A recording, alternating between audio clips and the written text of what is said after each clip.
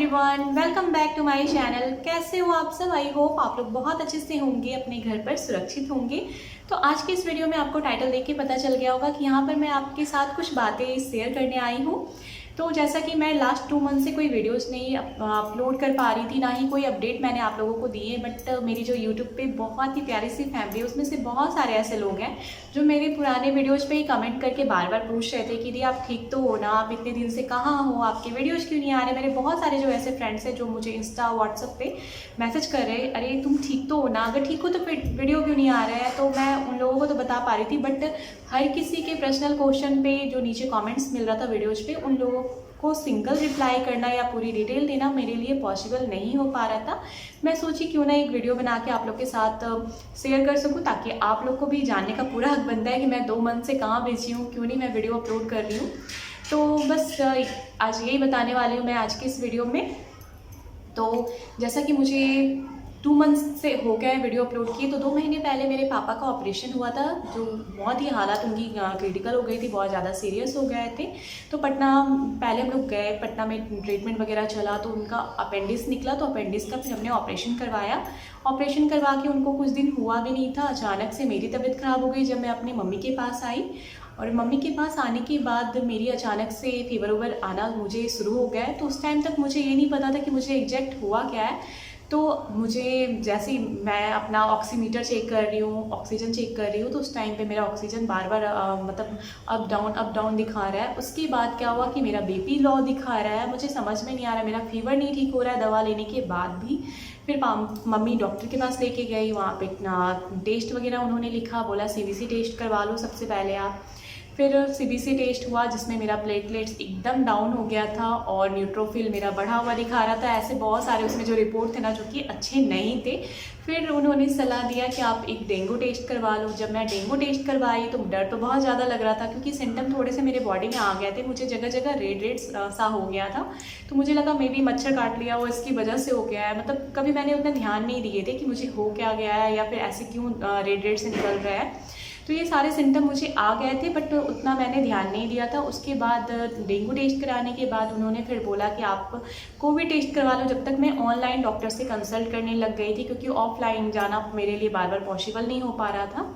फिर मैं dengue test के बाद मैं कोविड टेस्ट कराने गई। जब वहाँ पे गई, क्योंकि हमारे यहाँ अभी तक घर पर आके कोविड टेस्ट नहीं होता है, आपको हॉस्पिटल जाके ही करवाना होता है। तो हॉस्पिटल जब मैं गई, वहाँ पे लोगों को करते देख करके तो मेरा तो डर से बहुत ज़्यादा हालत ख़राब था। मतलब इतना हिम्मत हो ही नहीं रहा था कि मैं कोविड टेस्ट कैसे करवाऊँगी, लोगों को डरते हुए देख रही थी।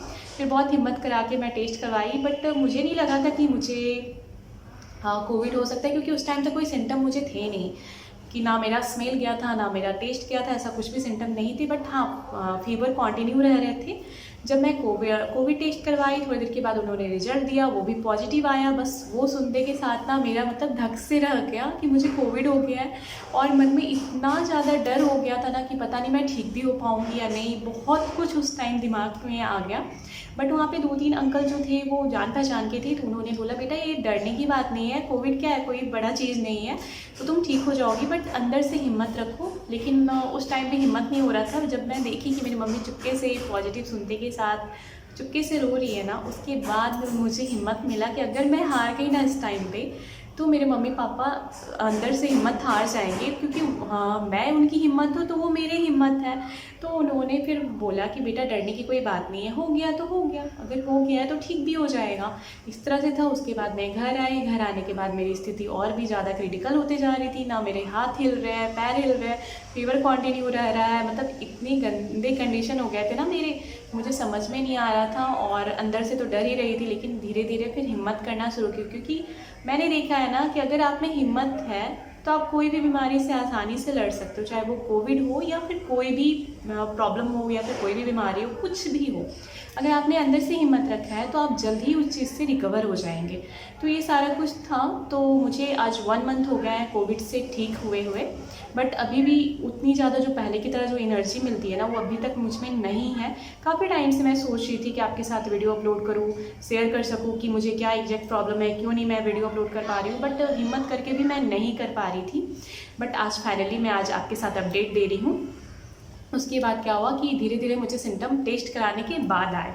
मतलब मेरा स्मेल चला गया, मुझे टेस्ट नहीं आ रहे खाने के। उसके बाद स्टीम, गलगला और जो भी मेडिसिन चल रहे थे डेंगू वगैरह के, वो सारा कुछ चलना शुरू हो गया मेरा। सारा कुछ ले रही हूँ और उसके बाद मेरे पेट दर्द स्टार्ट हो गया है, वॉमिटिंग होना मुझे शुरू हो गया। मतलब सारा कुछ लग रहा था एक साथ, इतनी सारा चीज़ होने लग गया ना कि मेरा दिमाग एकदम अंदर से काम करना बंद कर दिया। मैं बार बार डरी हुई रहती थी, मम्मी कब ठीक होंगी। मतलब ऐसे हालात थे मेरे कि मैं उठ कर के खुद से अपना काम भी नहीं कर पा रही थी। मेरी मम्मी पकड़ के सारा कुछ करवा रही है, मेरे सर में तेल डाल रही है, सारा प्रिकॉशन लेके वो मुझे इतना ज़्यादा मतलब केयर किए ना मम्मी पापा, कि उस चीज़ को तो कभी नहीं भूल सकती। क्योंकि मैंने अब खुद में देखा है, बहुत सारे ऐसे फैमिली को देखा है कि अगर उनके घर में कोविड हो गया है तो लोग उनको एक सेपरेट रूम में अलग कर देते हैं, बाहर से ही खाना वाना दे देते हैं, पूछते भी नहीं है कि हाँ ठीक हो ना। ऐसे बहुत सारे लोगों को मैंने बहुत क्लोज में देखा है। लेकिन मेरी मम्मी पापा रूम में आ रहे हैं, बार बार देख रहे हैं कि तुम ठीक हो ना, फीवर चेक कर रहे हैं, ऑक्सीजन चेक कर रहे हैं। और मतलब उस 3 दिन के दौरान में मेरा इतना बीपी डाउन था ना, 60/70 हो गए थे। ऑक्सीजन बार बार मेरा डाउन हो रहा था और बीपी भी मेरा बहुत ज़्यादा कम हो गया था। तो ये सारा कुछ जब चल रहा था तो उस टाइम डॉक्टर ने सलाह दिया कि इसे नॉर्मल पानी नहीं दिया जाए, बार बार वो इलेक्ट्रॉल पाउडर घोल के मिले। तो 3 दिन में इलेक्ट्रॉल पाउडर इतना मैं पी हूँ ना कि उसके बाद तो लगा कि मेरा स्वाद ना एकदम बद से बदतर हो गया। मतलब मुझे कुछ भी खाने पीने का इच्छा नहीं हो रहा था, कुछ भी खा रही थी तो वॉमिट हो जा रहा था, डाइजेस्ट नहीं करवा रहा था मेरा बॉडी। और ये सारा हालात इसलिए भी मेरे साथ हो गए थे क्योंकि लास्ट कुछ मंथ से मैं डाइटिंग पर भी थी कि डाइट करूँगी, क्योंकि मेरे वेट थोड़े से बढ़ गए थे इसलिए। तो उसको कम करने के लिए मैं थोड़ा डाइटिंग कर रही थी एक्सरसाइज के साथ साथ। तो वेट तो इस दौरान में ही बहुत अच्छे खासे मेरा डाउन हो गया। बट क्या असर मिला, उसका उल्टा रिजल्ट मुझे मेरे बॉडी पे देखने को मिला कि इतना ज़्यादा मैं वीक हो गई थी अंदर से। डॉक्टर ने तुरंत मना किया और अभी फ़िलहाल मैं कोई डाइट वाइट नहीं कर रही हूँ और अभी कुछ दिन मुझे करना भी नहीं है, ना कोई एक्सरसाइज वगैरह कर रही हूँ क्योंकि इतना एनर्जी अभी मुझ में नहीं है। हाँ, सुबह में प्राणायाम वगैरह मैं करती हूँ और थोड़ा सा वॉक करती हूँ, बस यही सारा कुछ है। तो मुझे धीरे धीरे ठीक होने में काफ़ी टाइम लग गया और जैसे मैं ठीक हुई, जैसे ही मैं रिकवर हुई, 10 दिन में मेरा रिपोर्ट निगेटिव आ गया। लेकिन प्लेटलेट्स के लिए मेरा डेली ब्लड टेस्ट हो रहा था। मतलब मुझे डर भी लगने लग गया था उस दौरान सुई से कि कितना सुई पड़ रहा है मुझे। तो मेरा डेली प्लेटलेट्स वगैरह चेक होने लग गया, धीरे धीरे करके वो भी बढ़ने शुरू हो गया है। लेकिन अभी तक मेरा बीपी थोड़ा डाउन ही चल रहा है। तो ये सारा कुछ है और अभी भी प्लेटलेट्स जितना रिकवर होना चाहिए उतना ज़्यादा नहीं है, बट ठीक है, अभी धीरे धीरे ठीक हो रहा है। तो सारा कुछ है। उसमें मेरी मम्मी हर उपाय कर रही थी। मतलब पपीता का कुछ लोगों ने बोला कि पत्ता डबका के उसका जूस दिया जाए, सारा कुछ मैं कर रही थी, जो कि मुझे अच्छा नहीं लगते हुए भी मैं सारा कुछ ले रही थी। और हिम्मत तो मैं बहुत ज़्यादा रखी थी कि मुझे जल्द से जल्द ठीक होना है। अगर ठीक नहीं होंगी तो फिर कैसे आपके साथ नए नए वीडियोज़ लाऊंगी। सो ये सारा कुछ है। मैंने फ़ोन उस टाइम पर बंद कर दिया था देखना, क्योंकि मैं जिसकी भी स्टेटस देख रही थी ना, हर जगह ये देखने को मिल रहा था कि उनके फैमिली में कुछ हो गया है। और इतना ज़्यादा उस समय न्यूज़ वगैरह में भी ऐसे हालात दिखा रहे थे ना कि अगर वो देख कर ही आप और भी ज़्यादा बीमार हो जाओगे। फिर मैं जैसे ही रिकवर हुई, मेरे हस्बैंड को की तबीयत ख़राब हो गई और उसके बाद उनको भी कोविड निकल गया, साथ में टाइफाइड हो गया। तो आज उनको भी 1 मंथ हो गया है ठीक हुए, लेकिन अभी भी उनकी खांसी है। मतलब उनकी मेडिसिन अभी भी चल रही है, मेरी बंद हो गई है। तो ये सारा कुछ है, इसलिए इतना टाइम ही नहीं मिल पा रहा था कि मैं कोई भी वीडियो नया बना पाऊँ, ना इतनी एनर्जी मिल रही थी। मैंने देखा है बहुत सारे लोगों को, जैसे वो ठीक हुए पता नहीं इतनी एनर्जी कहाँ से लेके आते, तुरंत में अपडेट दे देते कि मुझे कोविड हो गया था, इसलिए मैं वीडियो अपलोड नहीं कर पा रही थी। बट मुझ में इतना एनर्जी नहीं था कि मैं कोई भी अपडेट आपके साथ दे सकूँ। एंड बस यही सारा कुछ है कि किस दौरान से मैं ठीक होकर के आई हूँ। और बस भगवान का शुक्र है, भगवान का आशीर्वाद था कि मैं इतनी जल्दी ठीक हो गई। क्योंकि उस टाइम जिस तरह के हालात थे ना कि मन में बहुत कुछ चल रहा था कि ठीक नहीं होंगी तो क्या हो जाएगा, ऐसे बहुत कुछ था। बट मम्मी पापा इतना हिम्मत दिला रहे थे, क्योंकि लास्ट ईयर मेरे मम्मी पापा को भी कोविड हो गया था, साथ में टाइफाइड वगैरह भी हो गया था। बट उस दौरान उनके पास तो कोई थे भी नहीं, मतलब मैं भी नहीं थी उनके पास। वो खुद ही सारा कुछ अकेले देख करके ठीक किए हैं, ठीक हुए हैं वो। तो ये सारा कुछ था। तो मैं इतना तो हिम्मत रखी थी, जब मेरे मम्मी पापा ठीक हो सकते तो मैं तो ठीक हो ही सकती। भाई इतना तो हिम्मत रखना पड़ता है। और कोई भी बीमारी से लड़ने के लिए या कोई भी प्रॉब्लम में आपको लड़ने के लिए ना, आपको हिम्मत रखना सबसे ज़्यादा ज़रूरी है। बाकी जो मेडिसिन चलना है और जो बड़ों का आशीर्वाद है या भगवान का आशीर्वाद है, वो सब तो आपको लगेगा ही। लेकिन आपको अपना हिम्मत हारना नहीं चाहिए, क्योंकि यही सब चीज़ होता है। और सबसे पहली बात, अगर किसी को कोविड होता है ना, तो उनकी जो फैमिली उनको छोड़ देता है ना, ये सबसे गलत चीज़ होती है। बाद में आप रोगे पछतावा होगा बाद में आपको, तो उससे अच्छा समय रहते ही हम ठीक करेंगे किसी चीज़ को। मेरी मम्मी मेरी सब कुछ मतलब मेरे लिए सब कुछ कर रही थी, ग्लव्स वगैरह यूज कर रही है, डबल मास्क यूज कर रही है, सारा प्रिकॉशन लेके मुझे कर रही थी, बट उसी की वजह से मैं आज इतनी जल्दी ठीक हो करके आप लोग के सामने हूँ।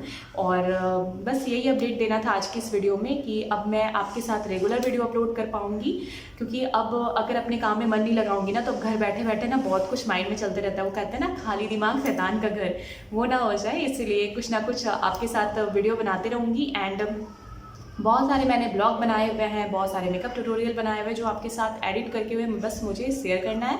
तो सारा कुछ मैं एक एक करते हुए अपलोड करते रहूँगी आपके साथ। तो प्लीज़ हर बार की तरह इसी तरह से मुझे सपोर्ट करते रहिए। और अगर आप मेरे चैनल पे न्यू हैं तो प्लीज़ चैनल को सब्सक्राइब कर लीजिएगा, छोटा सा जो बेल आइकन है उसको भी ऑल पे जाके हिट कर दीजिएगा, ताकि मैं जब भी वीडियो अपलोड करूँ उसका नोटिफिकेशन आपको मिल जाए। और अगर आप कोई अपनी बातें शेयर करना चाहते हैं तो आप मुझे इंस्टा पे उसके लिए फॉलो कर सकते हैं।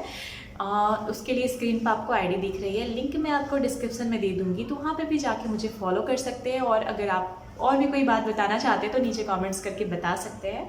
सो आज की वीडियो में बस यही अपडेट देना था, और बस आज के लिए इतना ही। फिर मिलती हूँ आपसे एक नए वीडियो के साथ, तब तक के लिए थैंक्स फॉर वॉचिंग एंड हंसते रहिए, मुस्कुराते रहिए, बाय बाय।